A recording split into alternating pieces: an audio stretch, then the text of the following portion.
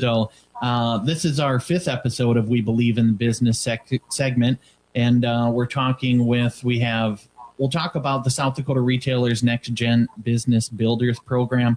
But in studio, we've got Lisa Converse from Element in Watertown. Good morning. Good morning. Thank you for joining us. You're welcome. And then on the phone, we have two guests. We've got Brooke Bohnenkamp with Deputy Executive Director of the South Dakota Retailers Association. Good morning.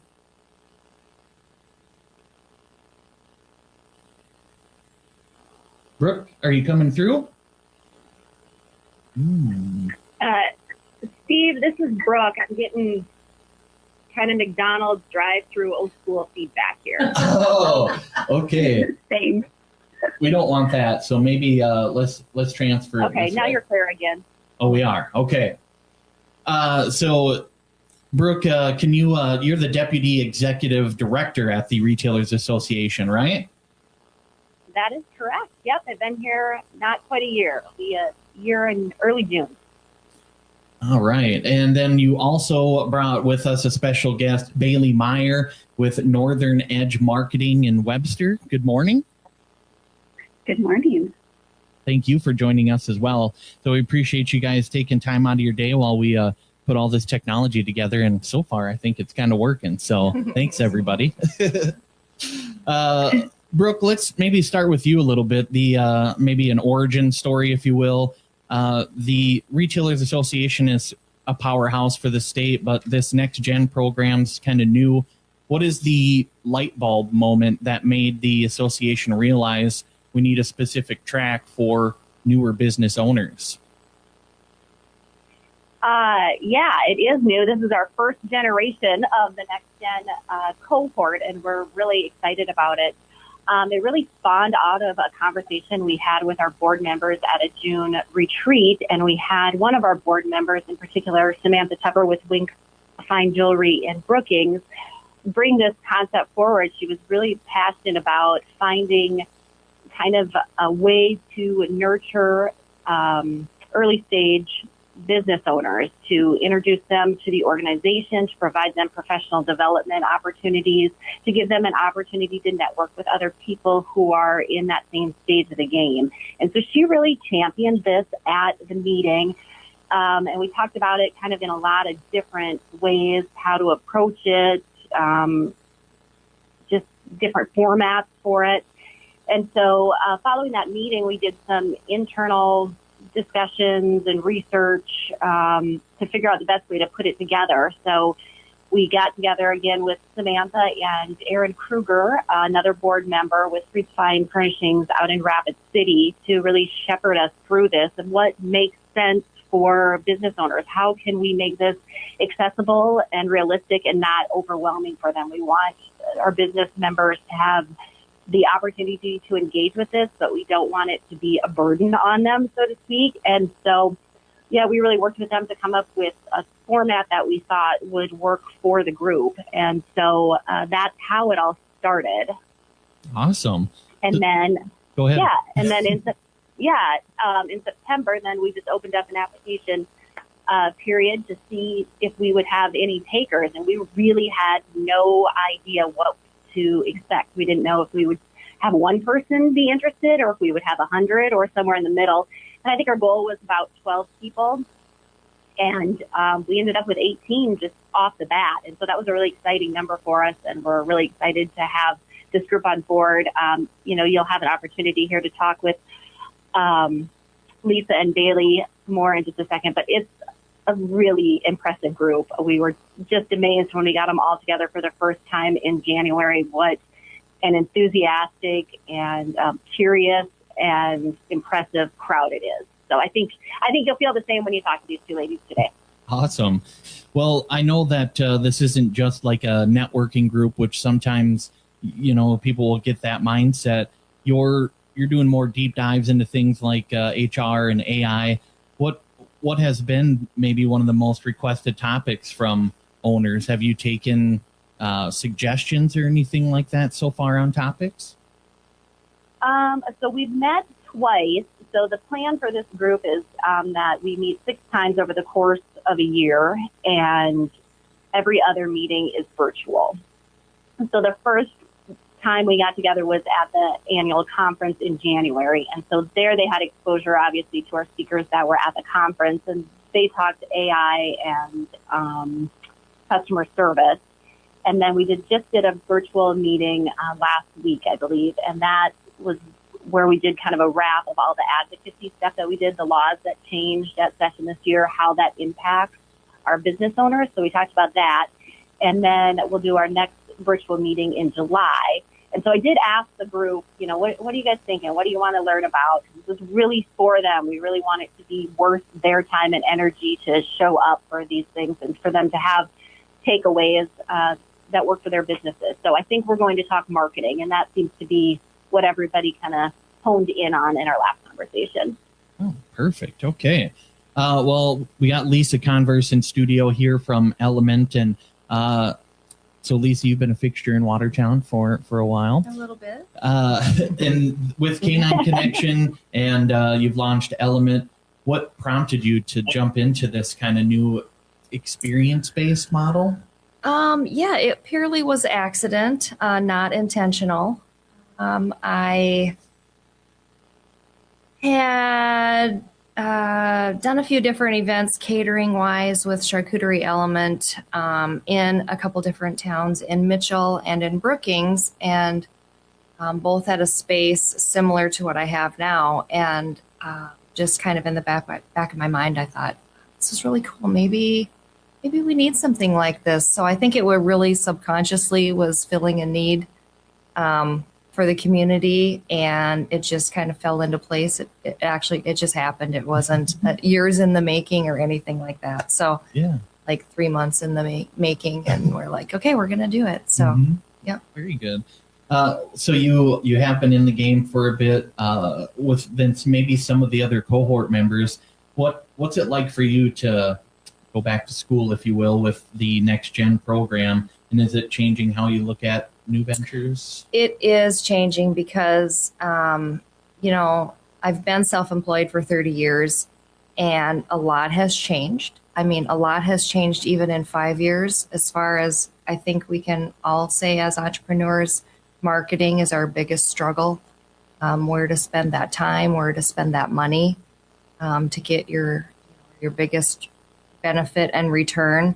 And so I think back to 30 years ago when I started my first business, marketing was, phone books and things like that. So I'm that old, but even in the last 5 years with social media, things have changed so much with so many different platforms. And I mean, even a year from now, we are going to probably change it up and figure out what's working best. Mm-hmm. So I think our last virtual call, at the end, a lot of us were talking about marketing and like, hey, what works for you? Like, maybe I could try something different. Maybe I just need to pivot and I'm stuck in this little rut that's not really working for me. So it's great to get new ideas from people. Yeah, because I suppose it's different for each industry, you versus another. And so, but maybe an idea could somehow be converted to something that you do. So kind of opens up a whole brainstorming collective. Right. Yeah. Maybe.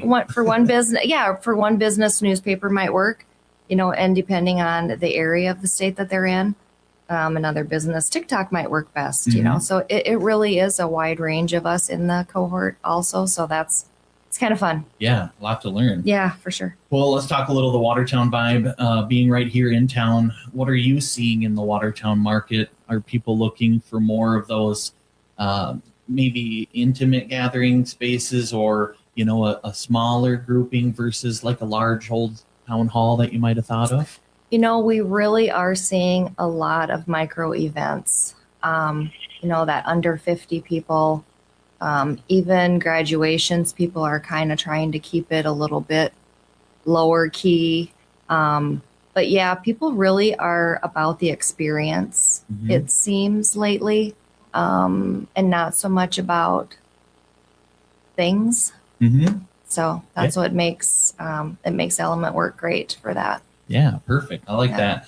Well, let's get to know Bailey a little bit too. We have Bailey Meyer, the from Webster. So Bailey, you're the Webster market. You're holding it down there. How does the business climate in Day County compare to bigger hubs? And now that Northern Edge marketing is helping those smaller shops get noticed. How is that? How are you incorporating that?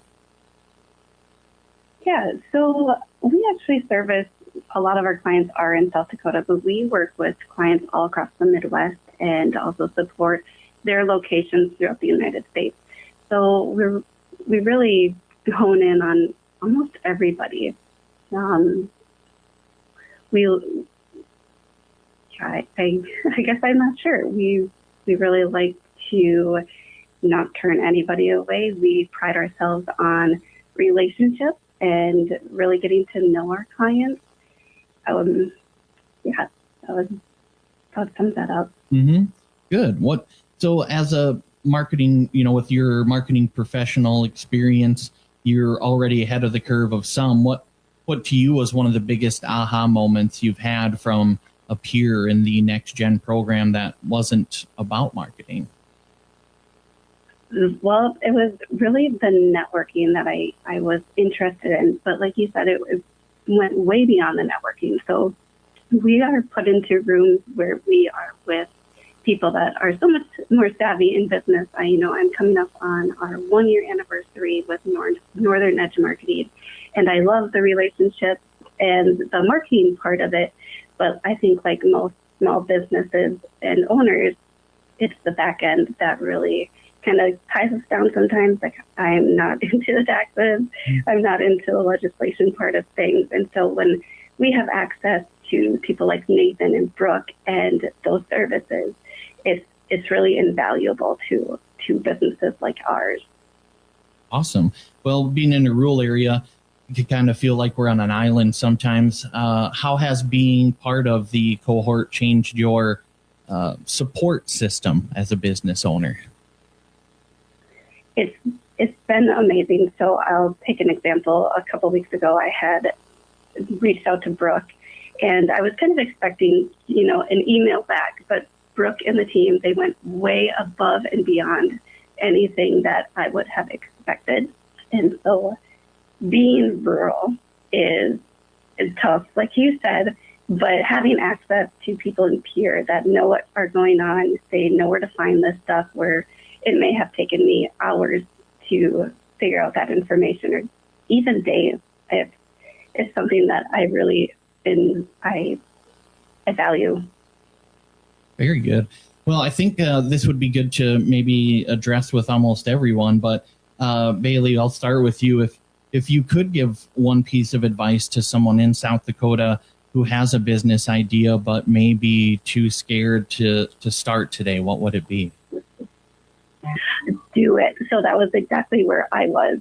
I have worked in the industry for over 10 years, but I didn't believe in myself. And so I actually saw posts on the South Dakota Retailers Association, and I was seeing the advocacy work that the team was doing, and knowing if I became part of that, I had this team behind me that maybe weren't part of Northern Edge, but I knew would always have my back.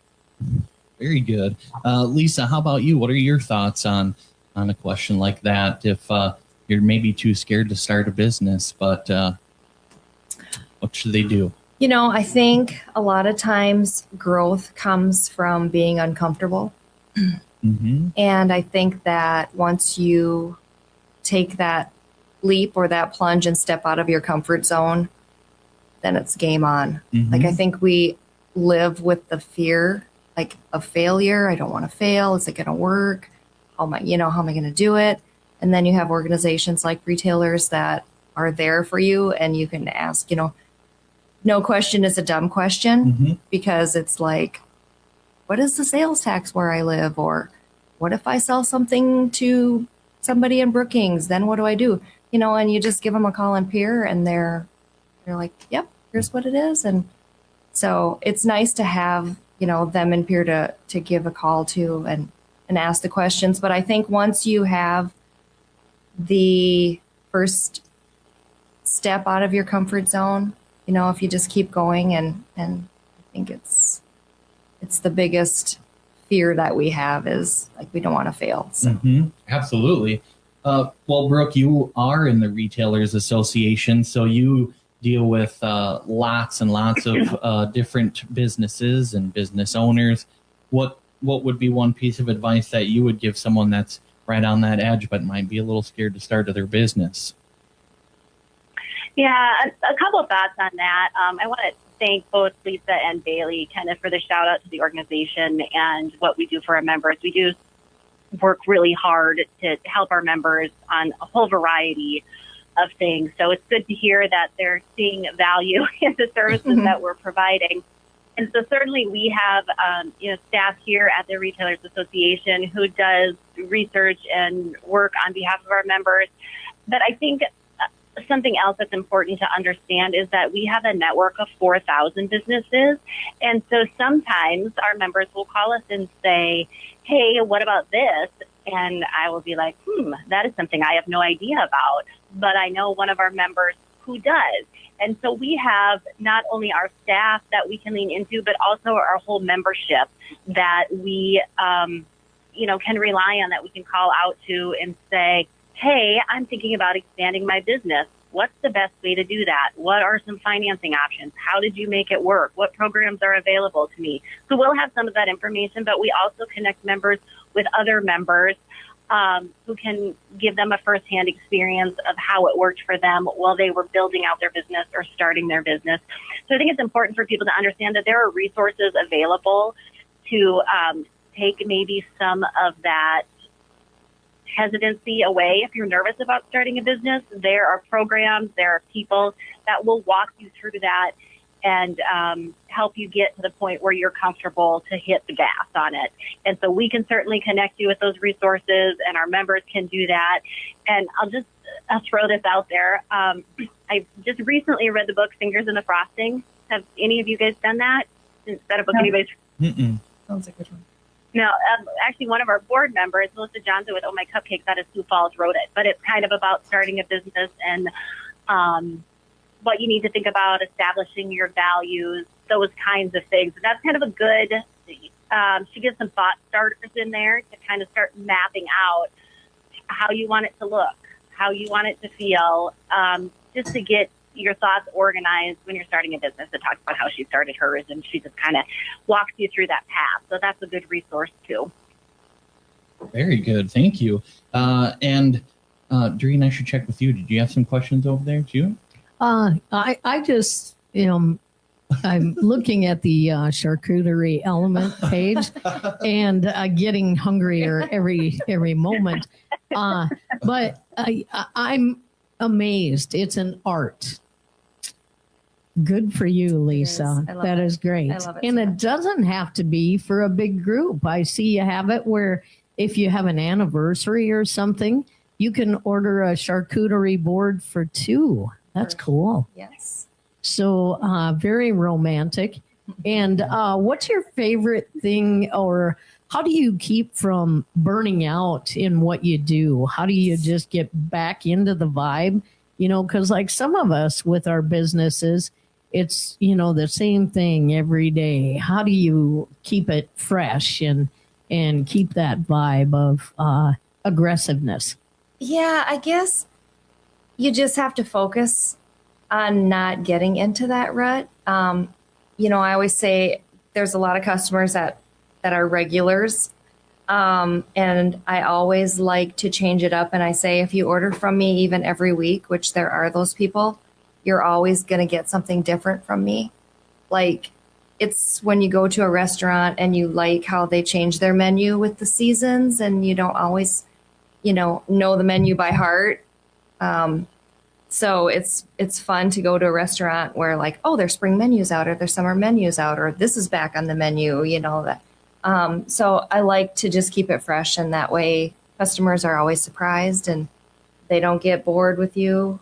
So it's just fun to always have new ideas and shop all the places. And I'm sure that helps with the marketing aspect because you're always offering something new and different and fresh. Right. Yeah. So as you guys talked about how to market, social media, Your pictures, that would hook me in right there.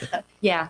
Sometimes I feel like, I mean, I do have somebody professionally that takes some photos, but a lot of times I don't get photos because you're in a hurry. Mm-hmm. It's 5 a.m. or you're in a hurry. Yeah. So a lot of, there's a lot of times you don't get pictures, but yeah, it just keeps it's fun. But also you need those things for people to see, but a lot of times customers will send you pictures too. So that's fun to see how they maybe, themed your board in with a birthday party or an anniversary or something like that. So sometimes it's just not the audio marketing, it's also the visual. For as sure. well. Yeah, for sure. That's all I have, Steve. Okay. Bailey, I was kind of curious. I started thinking with you helping companies all over the Midwest, are there things that you find, well, let's say when you find things that doesn't seem like it's a good fit for a client, or maybe they have an idea, but you're not sure that's really going to be the best route. How do you communicate something like that with one of your clients? Yeah, that's a great question. So we go through quite an extensive proposal process. A lot of our clients we have built these great relationships with, and they will actually come to us and say, hey, we have this event coming up in June, throw all your ideas at us. So it's not actually very typical, because we try to be very proactive, that somebody is coming to us with the idea of exactly what they want. Mm-hmm. If they do, we will source it, but we will also try to lead them to maybe something that we think is either more trendy or will get their brand exposed a little bit more or longer. Nobody wants to spend their money on something that's going to go in the garbage, but you can't really tell people that. So we'll try to, give them options of good, better, best. And essentially at the end of the day, it's their decision, but we will try to guide them into the right path. Awesome. Well, Brooke, after hearing a lot of these things, I think even just these two businesses, you can see there's a lot of differences, and maybe even there'll be some similarities.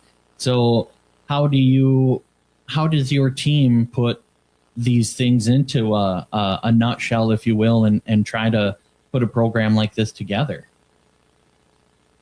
Well, yeah, that's kind of the trick, right? When we talk about trying to make this a valuable experience and worth everybody's time, is really finding those subject matters that are universal to everyone that's in the group. And then we carve out time when we're together really to give the members opportunity to talk about their ideas surrounding whatever the subject matter is. So for instance, we talked about marketing on our last call. And so it gave them a chance to really talk about, well, this is what works for us. This is what works in our venue, or this is how it works. Here's how we do it. And so it gives them an opportunity to talk about different approaches to marketing or to whatever the subject matter is, so that hopefully they'll find a thread, or it'll at least spark an idea for other members of ways that they can use a similar approach to find some success with marketing. Very good. Does that make sense at all? Yeah, definitely. Okay. So if people are listening, or they find this later, what's the best way to reach out if they have questions, or to get started, or what do you think is the best way? So the Next Gen program is an annual program. So like I said, we just did our first cohort this year. So I would anticipate that we will do another one next year. So we'd look for an application period to open up probably in September, sometime this fall. And then it's a pretty easy application. I believe you could ask both ladies if it was a challenge for them to complete it. And then we just review the applications and let people know if you're accepted. And then we provide a schedule and we're off and running. So yeah, we really welcome members to consider doing this.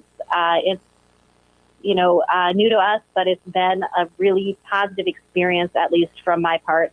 I can't tell you how over the moon our board members were when they met the Next Gen group at in January at our conference. They were just delighted. It's just an impressive group, and they came together really well, and I anticipate we'll see similar results in the future. Very good. Well, Lisa, what was that application process like? Was it difficult or? I don't think it was. I can't remember. I think it was, you blocked it out because it was so bad. No, I don't think it was that. No, it must have been fairly easy, and I'm sure it was just, the basic, how do you want to improve your business, or, things, how can connecting with others help your business grow, kind of a thing like that. But basically anybody can, and what's the word I want to say? Anybody can benefit from networking, whether it's with 5 people or 50 people. So Absolutely. If there's a chance to do that, I'm always on board with it. So. Yeah. Well, and that's what I like to see too is, no matter no matter what demographic you're at or what age you're at when you start your business, or how many businesses you own, there are so many things that you can pick up from other people, and Right. These opportunities. It's great to see you do that. Is there something that stuck out to you that over the cohort, if you will, that you kind of want to share with people? Really, it's so cheesy to say, but networking is always so great. I mean, I would say networking is the secret sauce. Yeah. So if you have a chance to do that, and don't be afraid to, like I said before, step out of your comfort zone and attend, like, even the retailers' annual meeting. Go by yourself if you don't have anybody to go with you, or it's just a great organization. And I feel like the Next Gen, like all of our small businesses on, in one room together, is just refreshing, and we all want to take it to another level if we can. And I think when small businesses thrive, communities thrive. Mm-hmm. So. Yeah, beautiful. Bailey, what are your thoughts on the either application or something that you want to pull out of the Next Gen that you want to share with folks? Yeah, I mean, just like Lisa, I don't remember filling out the application either. So it was probably like midnight, right? Yeah. Or Brooke just got our information and we're like, you are in the Next Gen.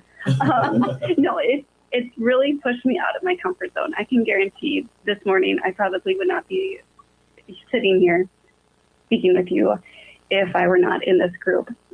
So it's really gotten me out of my comfort zone. Brooke and the entire retail team have been absolutely incredible. They're supportive and knowledgeable, and they just are genuinely invested in helping our businesses succeed.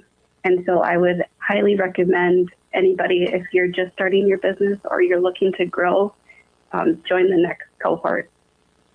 Very good. Well, Brooke, do you want to kind of maybe wrap it up a little for us? Is there anything that you want to make sure that we get out about the Retailers Association and anything else that you offer everyone?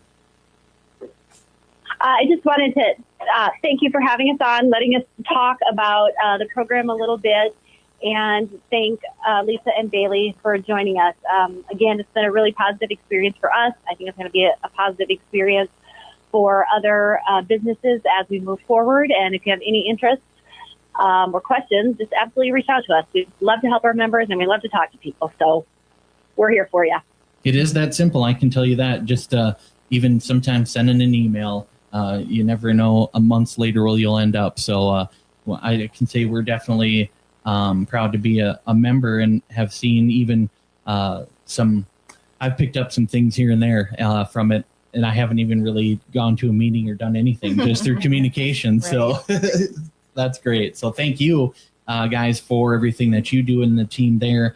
I know you guys are running around all the time, and sometimes I get stretched out, so we appreciate it because it's a lot of industry that you're helping. So thanks to you and your team as well. And then, thank you.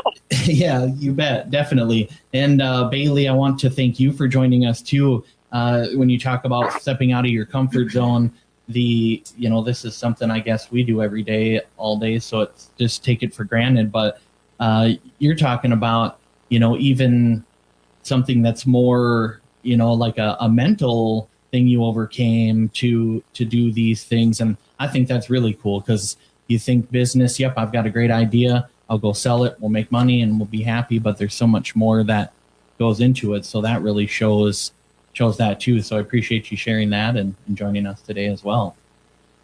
Yeah, thank you. I appreciate this. You bet. And Lisa, thank you for You're welcome. coming in person and bringing us some breakfast. Sure, So you bet. that's going to be awesome. I can't wait to dig into that. I Sugar. think Doreen's excited. I'm going to take all kinds of Wait a minute, pictures. you got Sure. breakfast out of this deal? Yeah. Yeah. We got our own little personal box of Element charcuterie. Yep. Oh man, it would have been worth the drive for sure. Well, the studio's always open, so you guys can come anytime and we'll have you right in here. Well, thank you guys all for joining us. We appreciate it. Look forward to meeting you all in person, hopefully here soon. And if you got any more information, we'll post it online too, so people can find it. And thank you all for joining us, and look forward to the next time we meet each other. Thank you. Okay, thank you, sir. Thank you. You bet. All right, Doreen. Well, let's get back to some music here on Northeast Radio SD.